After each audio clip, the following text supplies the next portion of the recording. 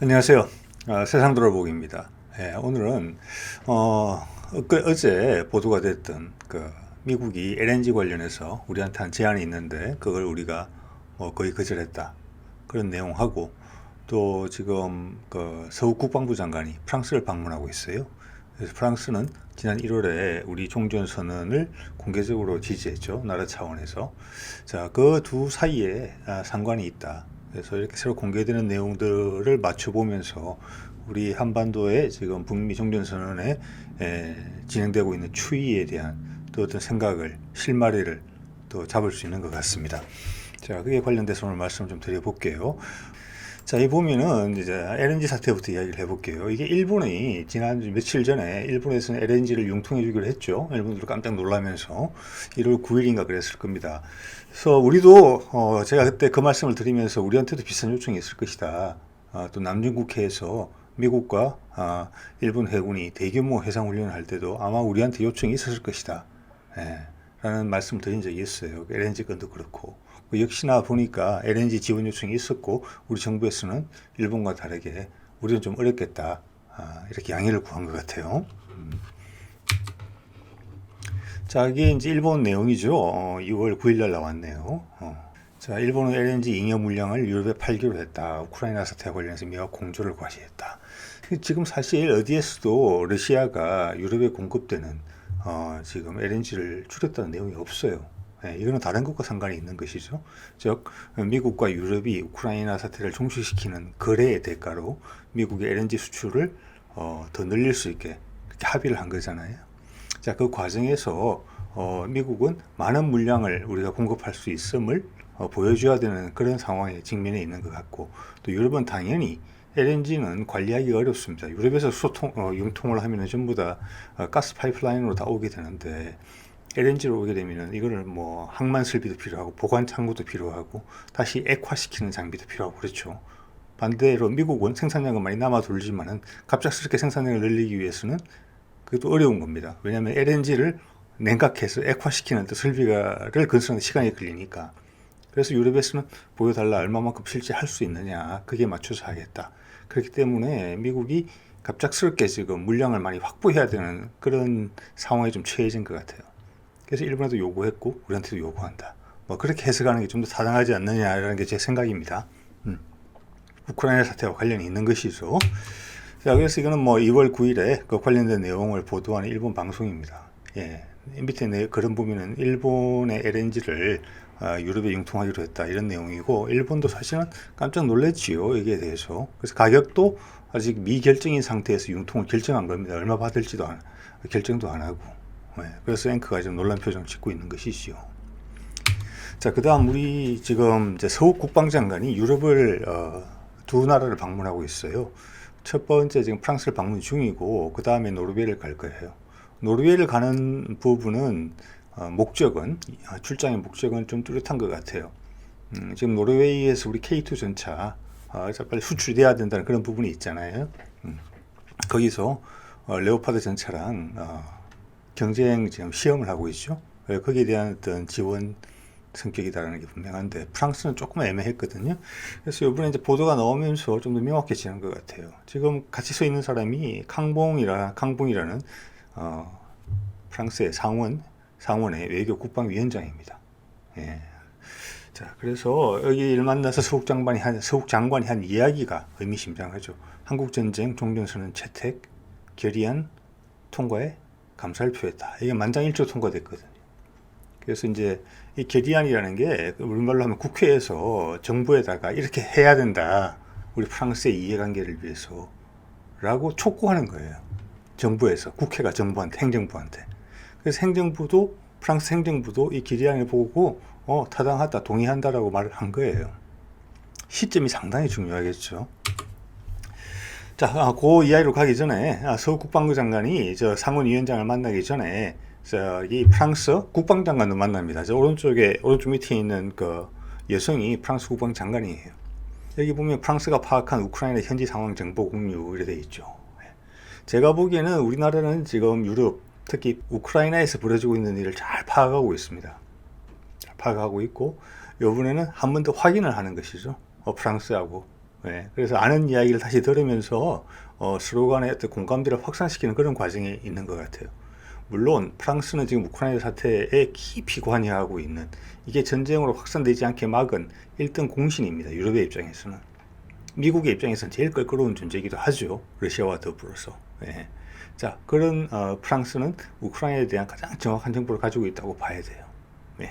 자, 이러고 나서 이제 상원의원을 만나러 간 것이죠. 상원의원이 상원에서 한반도의 종전선언이 이루어질 수 있도록 우리 프랑스가 나서야 된다. 선제적인 행동을 해야 된다. 이렇게 말한 내용에 대해서 이제 감사를 표한 것이죠. 그에 관련된 내용을 찾아보면은 프랑스 상원, 말씀드린 대로 한국의 종전선언 지지 결의안 채택, 이게 신문기사 제목이에요. 1월 5일 날 나온 거예요. 금년에. 자, 그러면 이제 시기를 한번 볼게요. 이것과 관련해서 지난 10월에 민주당 의원단이 방문을 했대요, 프랑스를. 예, 그래서 프랑스가 우리한테 지지를 좀 표해 달라는 요청이 있었고, 그걸 이제 가지고 있다가 1월 5일 날 이걸 해요. 근데 1월 5일이면은 우크라이나 사태가 위기로 치닫고 있던 그 시기예요. 예. 자, 그 시기에 전혀 상관도 없는 한국의 종전선언에 대해서 상원이 다 모여서 정부에 이런 말을 하고 정부의 해당 장관이 나와서 거기에 대해서 고개를 끄덕였다. 조금 뭐가 안 맞죠. 예. 저기 이 말 거꾸로 다르게 해석하면은 한국의 종전선언 지지를 다른 시기도 아니고 우크라이나 위기가 고조되는 이 시기에 한 것은 이것과 우크라이나 위기가 상관이 있다는 겁니다. 우리 한반도 종전선언하고. 자, 그 상원에서 한 그 채택한 결의안 내 주요 내용은 그 신문에서 이렇게 옮겨놨더군요. 제가 읽어볼게요. 정부는 프랑스 정부겠죠. 한국 전쟁 당사국이 종전선언을 채택해서 전쟁 상태를 공식적으로 종식하고 한반도의 평화체제를 수립할 수 있도록 외교적 이니셔티브를 취해라. 적극적으로 행동하라. 이렇게 한 거예요.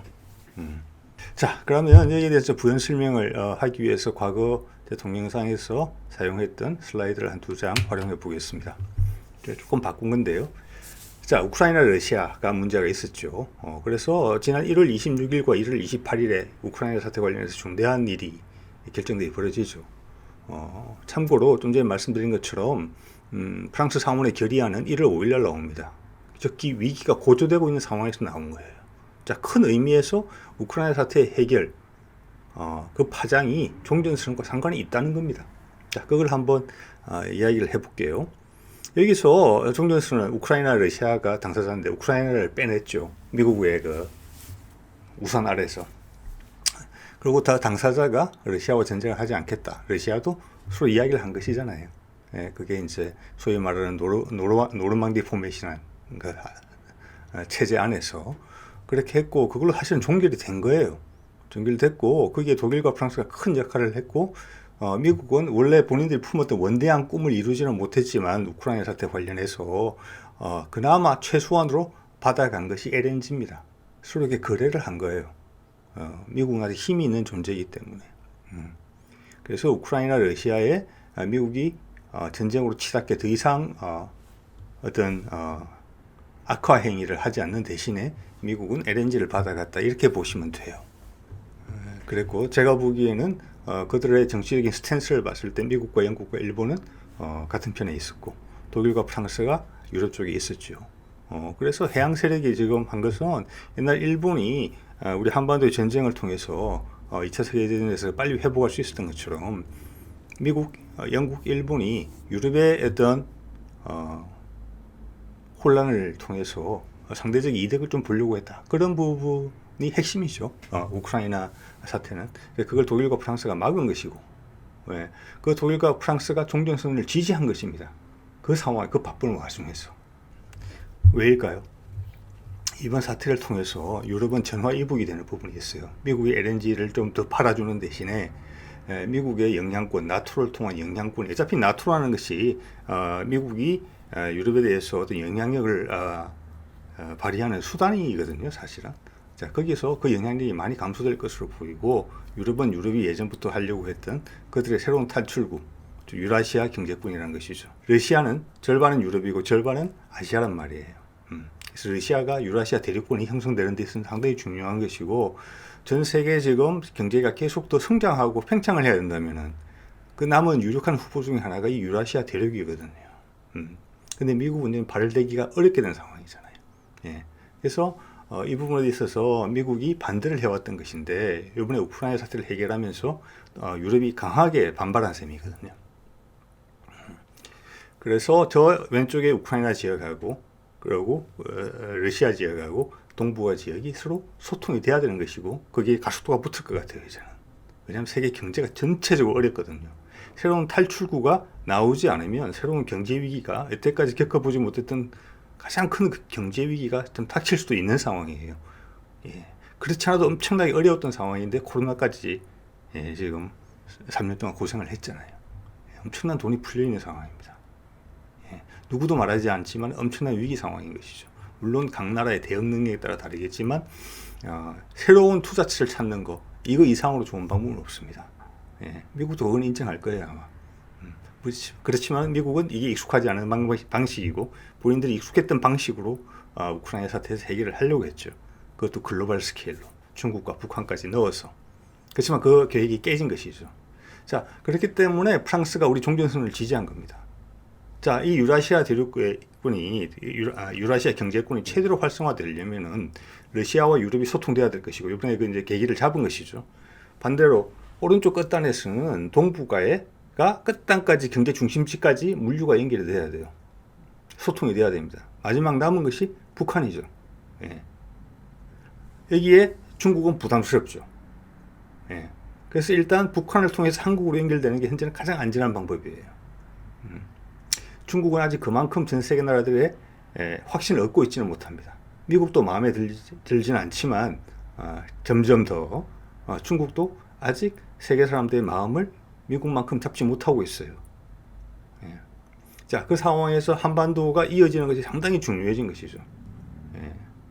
그래서 유럽 중에서도 특히 프랑스가 아직 힘이 있고 나토 연합국이긴 하지만 미국에 대해서 항상 자기의 목소리를 내왔거든요. 독일은 패전국이라는 멍해가 아직 남아있지요. 그래서 우리 의원단들도 그 중에서 프랑스를 갔겠죠. 예. 그건 정확하게 잘 집어서 갔다고 봅니다. 자, 그래서 그 우크라이나 사태의 위기가 고조되는 1월 5일에 상원에서, 다른 데도 아니고 일부러 그대로 골랐다고 볼 수도 있는 거예요. 메시지를 전달하는 것이죠. 저 멀리 반대쪽에 있는 한국 한반도의 종전선언을 위해서 국회의원들이 다 모여서 그런 성명서를, 결의문을 채택한 것이에요. 상관이 없다고 볼 수가 없겠지요.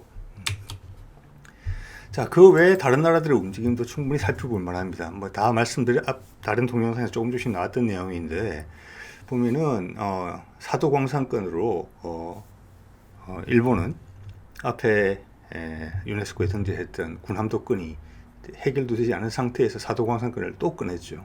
그러면서 우리한테 공격적인 자세를 취했습니다. 문제를 일으키는 것이죠. 시비를 건 것이죠. 그런데 유럽의 상황이 엄청나게 빨리 바뀌었죠. 말씀드린 대로 1월 말에. 그래서 당장 공식적으로 우리를 무시하는 발언을 내뱉은 지 일주일도 안 돼서 유네스코 관련해서는 일본 외무상이 우리 외교장관한테 전화를 해서 꼬리를 내리게 됩니다. 특히나 2월 12일 한미일 외교장관 회담을 앞두고요. 그게 되게 중요한 미팅이 될 것이라고 지난 주말에 지나갔죠. 제가 동영상으로 다루기도 했고. 중요한 결정들을 했을 겁니다. 자, 그러면 또 역시나 우크라이나 사태로 정신이 하나도 없을 러시아 외교부가 2월 9일 즉 한미일 외교장관 회담을 2, 3일 앞두고 사도광산에 대해서 한국의 입장을 지지하고 일본을 비난하는 그런 성명서를 발표해요. 그 와중에 이거 러시아 외교부가 나서서 할 일은 아니라고 보거든요. 제가 봐서는. 뭐 유네스코에 등재된 것도 아니고 등재 신청을 한 것을 가지고 러시아도 엄청나게 긴장하면서 한미일 관계, 지금 한미일 하와이 회담을 지켜보고 있다는 겁니다. 프랑스도 여기에 같은 배를 타고 있는 것이죠. 물론 이걸 다르게 설명할 수 있는 방안도 많이 있어요. 그렇지만 그런 시도들은 별로 없지요. 그렇지만 제가 이걸 살펴보는 사안의 흐름은 그렇습니다. 이 뒤에는 다 종전선언이라는 큰 흐름이 지금 있고, 그것이 막 꿈틀꿈틀대면서 움직이고 있는 것이. 그 꿈틀 그림이 엄청나게 빨라집니다. 지금 예전에는 한 달 간격, 한 달 간격 이러던 것이 지금은 매일매일마다 새로운 반응들이 나오고 있어요. 치닫는 느낌이 들고 있다는 것이죠. 지금 오늘 제가 다루는 많은 내용 중에서 종전선언이라고 구체적으로 언급되는 부분은 프랑스의 상원의 결의문 채택밖에 없어요. 나머지 다른 사안에서는 다 종전선언이라는 말은 어디에도 찾을 수가 없습니다. 저 밑에 숨어 있거든요. 그렇지만 그것들이 만나서 지금 같이 움직이고 있고 이런 사안들을 만들어내는 핵이죠, 핵. 예. 자, 그럼 북한의 반응을 보면 어떻게 보면 북한이 가장 지금 정치적인 어떤 수사가 없고 가식이 없는 그런 입장을 보여주고 있어요. 그 종전선언에 어떻게 보면 리트머스지예요. 북한 상황을 한번 볼까요? 1월 30일 날 화성 12호를 발사했죠. 사정거리 5,000km. 하와이 들어가고 알래스카도 일부 들어갑니다. 예.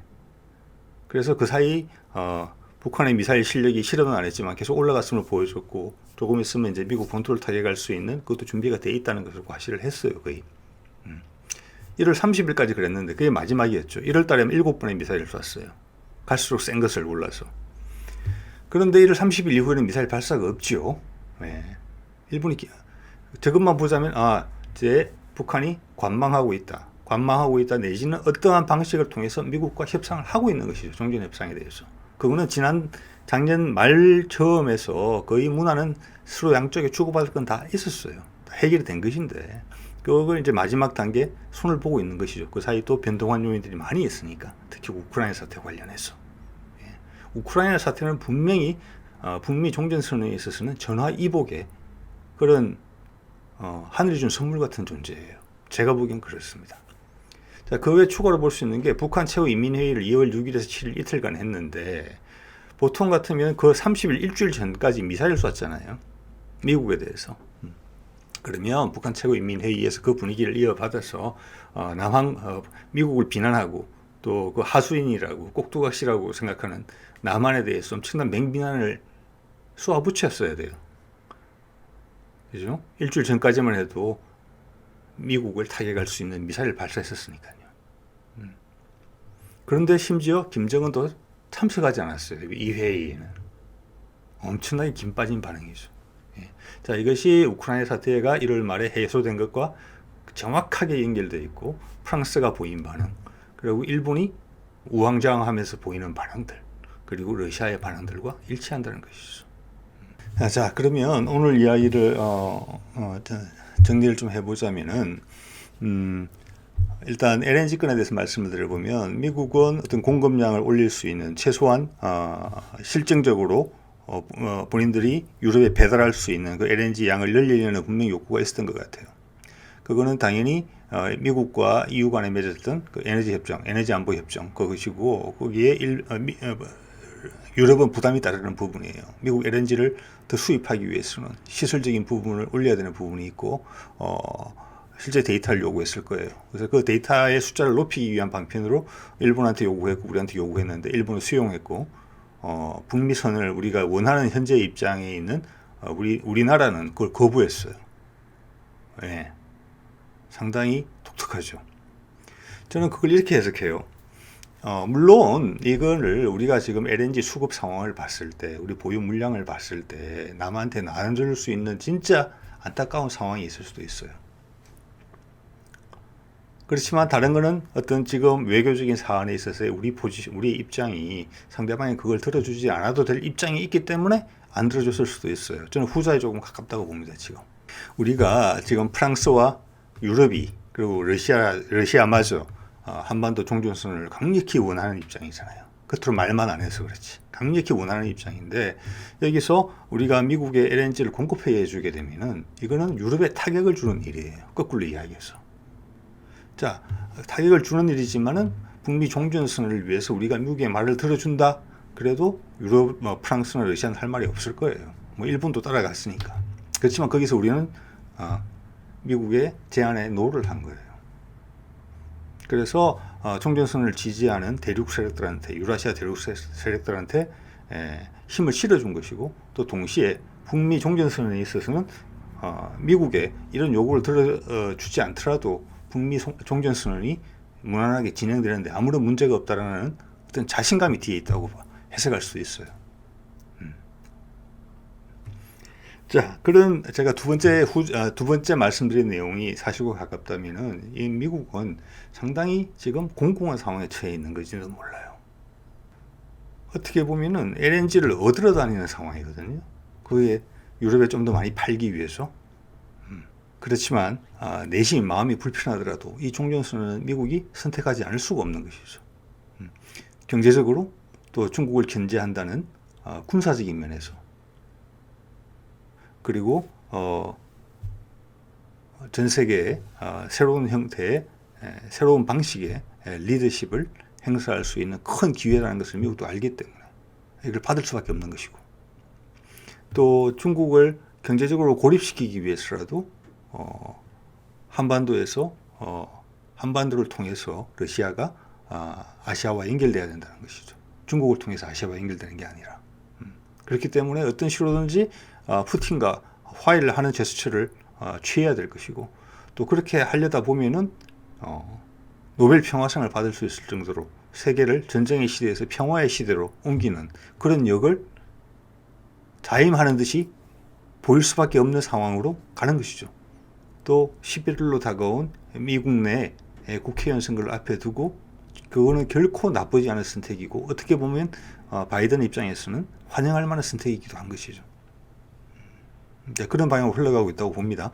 그리고 여기서 일본 같은 경우는 지금 이번 사태에서 선택을 패착을 두는 바람에 미국은 제가 몇 번 말씀드립니다만은 미국은 초강대국이라서 실수를 하고 그 다음 얼굴을 딱 바꾸더라도 다른 나라에서 뭐라고 그러지는 못합니다.